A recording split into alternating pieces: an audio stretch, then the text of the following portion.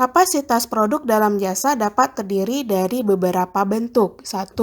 Fasilitas fisik yang dirancang untuk menampung konsumen seperti klinik kesehatan, hotel, pesawat terbang, dan ruang kelas.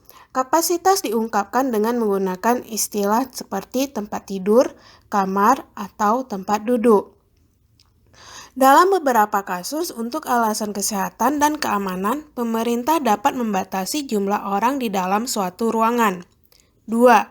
Fasilitas fisik yang dirancang untuk menyimpan atau memproses barang atau informasi, baik itu dimiliki oleh konsumen maupun yang ditawarkan kepada mereka untuk dijual. Contohnya, gudang atau tempat parkir. 3. Alat fisik yang digunakan untuk memproses orang, harta benda, atau informasi seperti gerbang tol, mesin ATM, detektor keamanan di airport, kursi di call center, yang mana apabila terjadi ketidaksesuaian antara jumlah fasilitas dengan tingkat permintaan akan mengganggu proses pengiriman jasa. 4. Tenaga kerja merupakan elemen utama dari kapasitas produk pada jenis jasa dengan kontak tinggi atau high contact services, dan juga pada beberapa jenis jasa dengan kontak rendah atau low contact services. Penetapan jumlah karyawan untuk restoran, jumlah perawat dan staf call center harus mencukupi untuk memenuhi permintaan yang telah diantisipasi. Jika tidak akan membuat konsumen menunggu atau pengiriman jasa yang terburu-buru. 5. Infrastruktur. Banyak organisasi bergantung pada akses kepada kapasitas dalam lingkup infrastruktur umum atau private untuk dapat mengirimkan jasa yang berkualitas kepada konsumen mereka. Masalah kapasitas yang timbul seperti macet pada jalan utama. 4. Kondisi yang dihadapi oleh bisnis jasa yang memiliki kapasitas yang tetap. 1. Kelebihan permintaan, yaitu tingkat permintaan yang melebihi kapasitas maksimum yang mengakibatkan bisnis jasa harus menolak melayani beberapa konsumen dan kerugian finansial. 2. Permintaan melebihi kapasitas optimum, yaitu kondisi di mana lingkungan jasa dipadati oleh konsumen yang menyebabkan penurunan dalam kualitas jasa dan bisa menyebabkan ketidakpuasan. 3. Kapasitas optimum, kondisi di mana adanya keseimbangan pada permintaan dan penawaran pada tingkat kapasitas optimum. Pada tingkat kapasitas optimum ini, konsumen menerima pelayanan yang baik tanpa hambatan. 4. Kelebihan kapasitas, di mana permintaan di bawah kapasitas optimum dan sumber produktivitas seperti tenaga kerja dan fasilitas jasa kurang dapat dimanfaatkan sehingga menghasilkan produktivitas yang rendah yang akhirnya merusak image bisnis jasa. Ada 2 cara untuk menyelesaikan masalah yang berhubungan dengan kapasitas, yaitu 1. Dengan menambahkan kapasitas atau mengurangi kapasitas. 2. Menyesuaikan kapasitas dengan permintaan. Menambahkan atau mengurangi kapasitas dapat dilakukan dengan memberikan tambahan kapasitas pada periode puncak atau sibuk, seperti pada kasus bank, menambah jam operasional pada saat hari kerja dan beroperasi saat akhir pekan.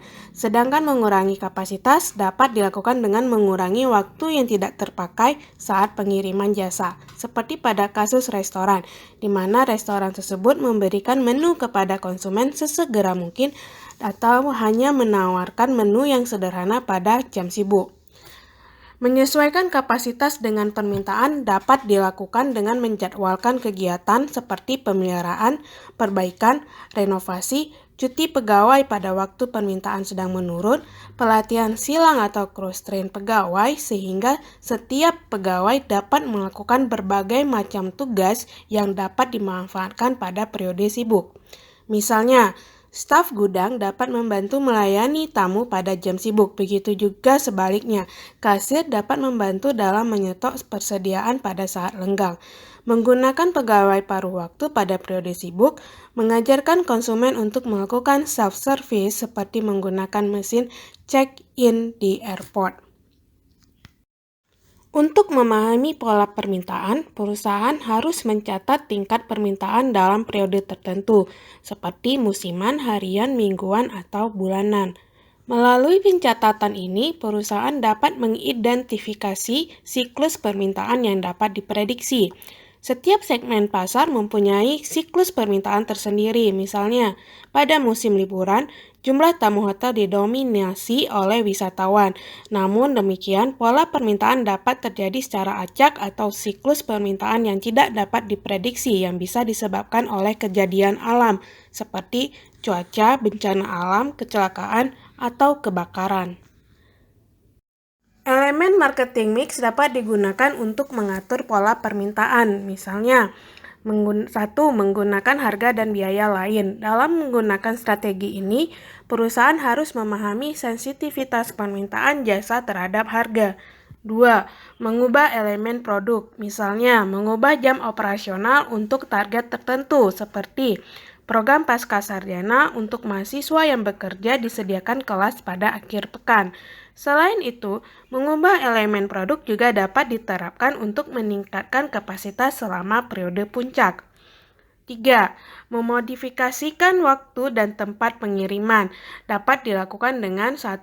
Memvariasikan jadwal ketersediaan jasa. Seperti toko baju memperpanjang jam operasionalnya mendekati perayaan Idul Fitri. 2. Membuka lokasi baru, seperti mengoperasikan unit mobile yang bisa melayani konsumen, seperti unit mobile pengurusan SIM oleh Polda Aceh. 4. Promosi dan pendidikan.